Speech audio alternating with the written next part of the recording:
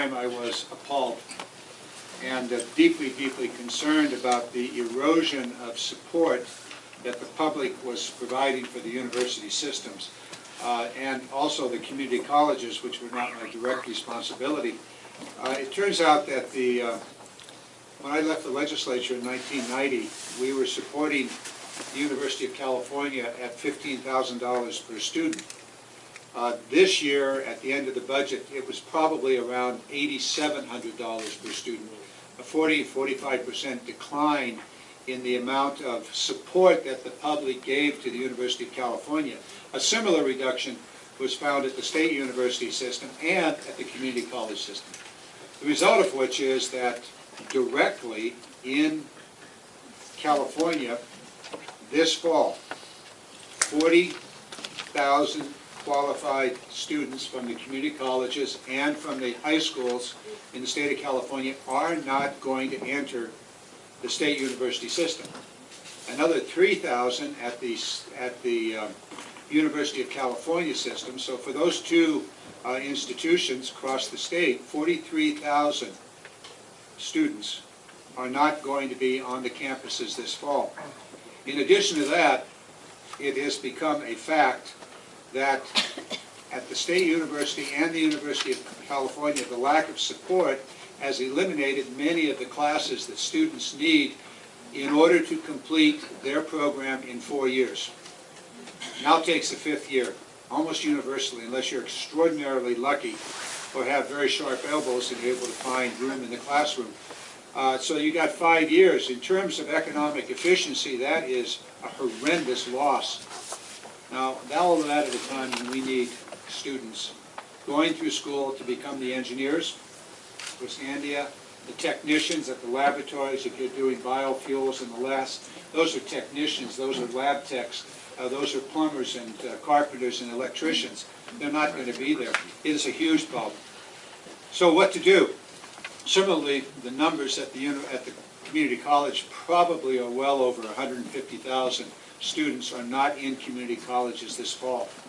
Same thing next year and perhaps more problem. Two things are going on at the federal level. One has actually happened, and that is a complete readjustment of the student loan program. Actually, there are two things at the federal level. A rewrite of the student loan programs, taking the student loan programs away from the bankers, who frankly, in my view, have ripped off the system to a fairly well, and going to direct federal lending for student loans. The result of which is student loans are cheaper, more readily available, and the interest rates are significantly lower in the years ahead. The second thing was a significant increase in the Pell Grants. Those should help backfill some of the reduction in state support. Both of those are the direct, come about as a direct result of Congressman George Miller becoming chairman of the Education and Labor Committee in the House. A very, very strong advocate for federal support for students. The third element at the federal level is a longer-term program that the University of California and the State University system, together with other universities around the nation, are looking at the Morrill Act, which was an act that was actually signed by President Lincoln a century and a half ago, well, a century and 30 years ago, that established the land-grant colleges in universities, the University of California being one. A new Morrill Act would be designed to provide federal support to the universities, particularly the research universities, and if the university and the state university has anything to say, it will be broadened in that. So that's being worked on in Congress and may come about in the months and years ahead, providing more direct federal support. As I talk, I come up with a fourth element, and that's the research element at the university, particularly at the University of California and increasingly at the State University, direct federal funding going to the universities to provide research support, and that also generates support for classes and particularly for advanced degree students. So all of that's in process. It is a huge, huge issue. The most important economic development tool is a well-educated workforce.